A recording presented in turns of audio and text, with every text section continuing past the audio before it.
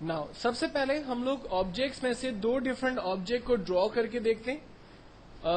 Layer 1 मैंने already select की हुई है.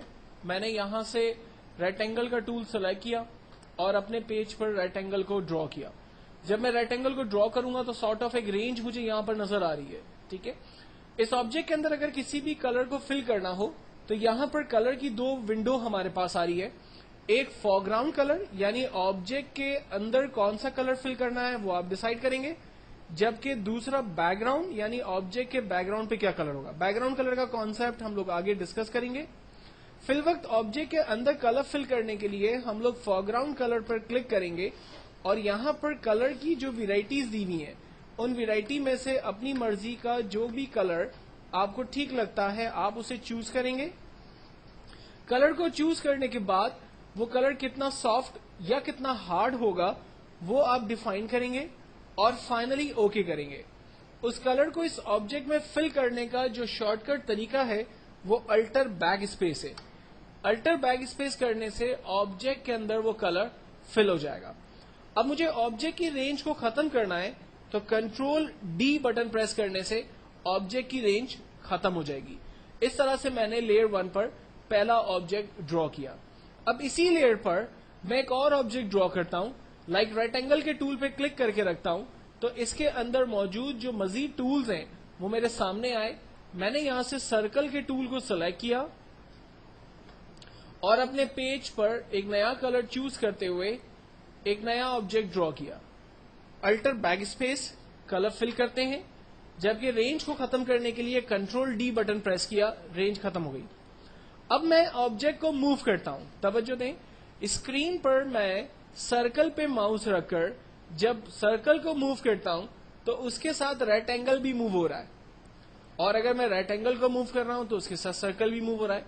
इसकी बेसिक वजह यह है कि ये दोनों ऑब्जेक्ट एक ही लेयर पे क्रिएट हो गए, जो कि मैंने आपसे पहले भी कहा था कि आप फोटोशॉप में हर एक ऑब्जेक्ट को अलग अलग लेयर पे क्रिएट करेंगे.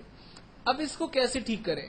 इसको ठीक करने के दो तरीके. पहला तो ये कि आप लेयर को डिलीट कर दें और दोबारा से एक न्यू लेयर क्रिएट करके दोनों ऑब्जेक्ट सेपरेटली अलग अलग लेयर पे बनाएं. एक तरीका तो ये है. दूसरा तरीका है कि आप इसे अंडू करें. अंडू करने का तरीका कंट्रोल जेड, लेकिन जब हम कंट्रोल जेड करते हैं तो वो सिर्फ एक ही अंडू करता है. अगर आप चाह रहे हैं कि इस पे मल्टी अंडू हो तो control alter Z button press करते हैं. कंट्रोल अल्टर जेड प्रेस करने से आप देखेंगे ये स्टेप बाय स्टेप अंडू हुआ. एक ऑब्जेक्ट मेरी इस लेयर से रिमूव हो गया. देन मैंने यहां से एक न्यू लेयर सेलेक्ट की और मैंने यहां पर एक नया सर्कल या नया ऑब्जेक्ट ड्रॉ किया. देन इसके बाद कलर फिल किया, alt back space, control D selection, selection खत्म हो गई. मूव का टूल सेलेक्ट करते हैं. अब देखें सर्कल जो है वो बिल्कुल सेपरेट टूल पर लेयर पर मौजूद है, इसलिए सिर्फ सर्कल मूव कर रहा है, एरो के ऊपर कोई मूवमेंट नहीं हो रही. मैं रेक्टेंगल यानी लेयर 1 को सिलेक्ट करता हूं तो रेक्टेंगल लेयर सेलेक्ट होती है.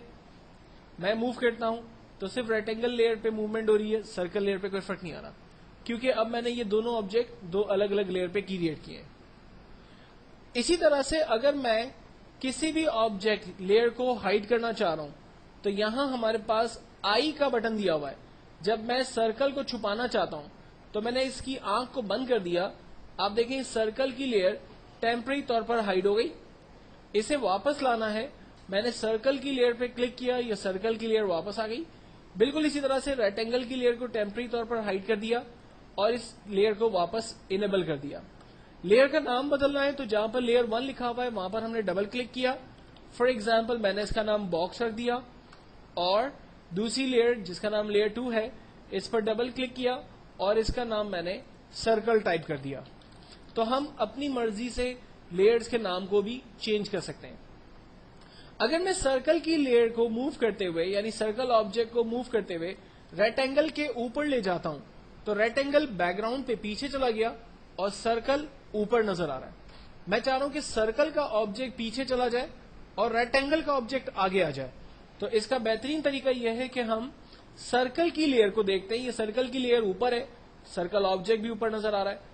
हम सर्कल की लेयर को पकड़ के नीचे की तरफ मूव करते हैं. आप देखें सर्कल बैकग्राउंड पे चली गई और रेक्टेंगल ऊपर की तरफ आ गया और वही प्रीव्यू हमें अपने पेज पे भी नजर आ रहा है. یعنی آپ جس بھی لیئر کے ساتھ موومنٹ کریں گے اس لیئر کا آؤٹ پٹ آپ کو یہاں پر نظر آئے گا. جو لیئر ٹاپ پر ہوگی اس لیئر کا آبجیکٹ فرنٹ پہ کلیئر نظر آئے گا, جو لیئر بیک گراؤنڈ پہ چلی جائے گی اس کا آبجیکٹ بیک گراؤنڈ پہ آپ کو یہاں پر نظر آ رہا ہوگا.